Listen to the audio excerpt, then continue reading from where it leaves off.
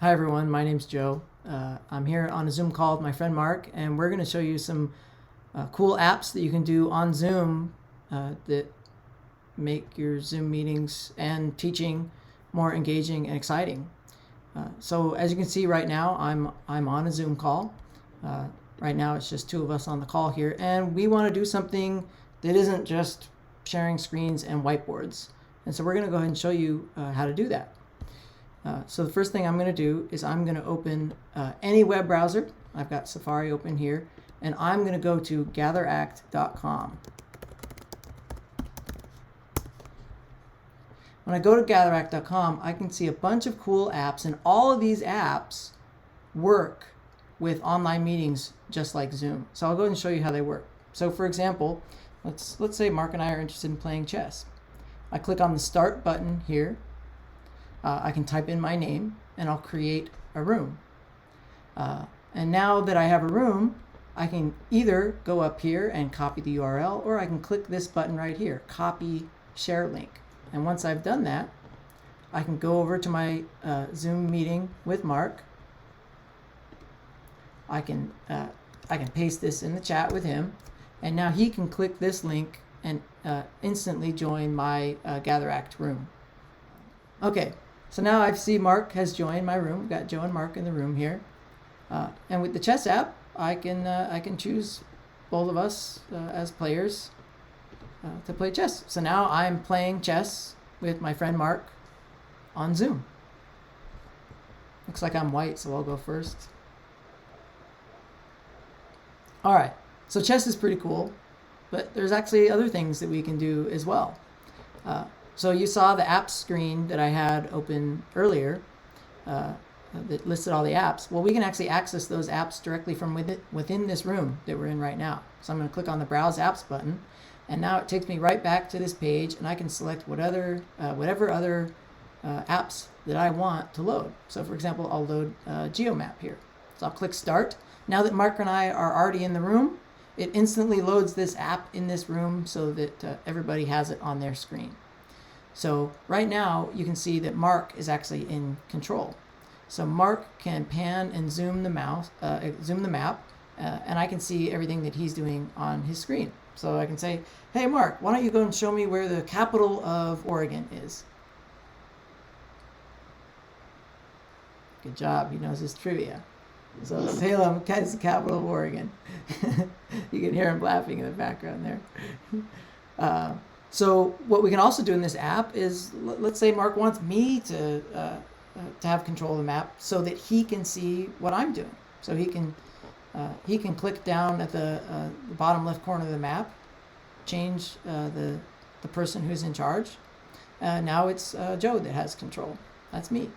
So I can pan the map and zoom it, and Mark gets to see everything that I'm doing on my screen as well. So this is a really cool, handy, collaborative activity that you can do in any online meeting.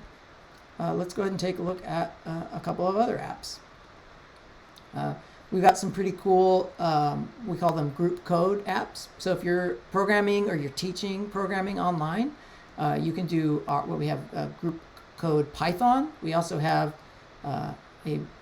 we call it our regular group code, which is for doing HTML, JavaScript, CSS coding. And what's cool is we can both actually type on this at the same time. It's really handy if you have teacher-student environment, or if you just have tutoring, or just two people that just kind of want to write some code and experiment with things. This is perfect for that. So you could see up here that Mark was changing it to say, hello, Joe. I'm going to go ahead and click run here. There we go. Here's the code that Mark wrote. And of course, I can collaborate on this too. You know, I can write my own code in here, right? If I wanted to, I'll write another hi message. And as I write this, Mark gets to see it on his screen too. So this is fully collaborative.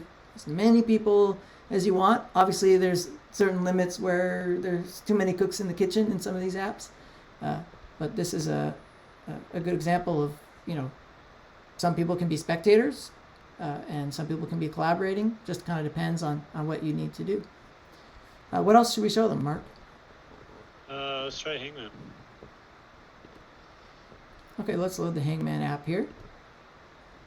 So what's cool about Hangman is if you have a lot of people, this is an example of an app where you have a lot of people, and you can't really have like 100 people playing the same Hangman game at the same time.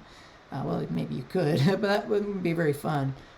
So we have different modes. For example, you just have 2 players per team, 3 players per team, and me, the host, I get to pick a word, that other people can play. So we'll do free for all. There's only, it's only me and Mark. So basically, I get to pick the words, and Mark gets to guess. So I'm the host. I'll go ahead and give him something that he can guess, and I'll start the game. All right. So Mark versus, well, nobody at this point. Hey, wow, good job. We did not plan this ahead. I'm pretty impressed.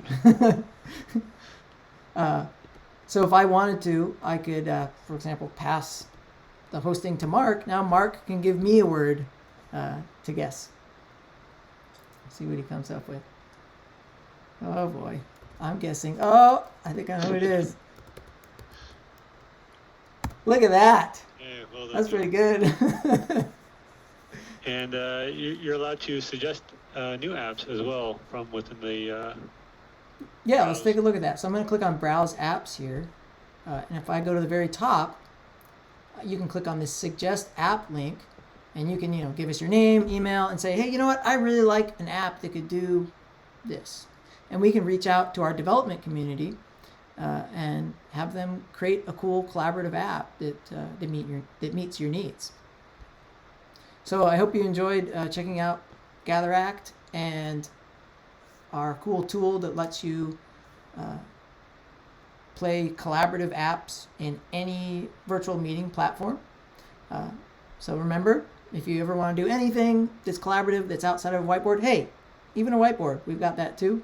Check out gatheract.com.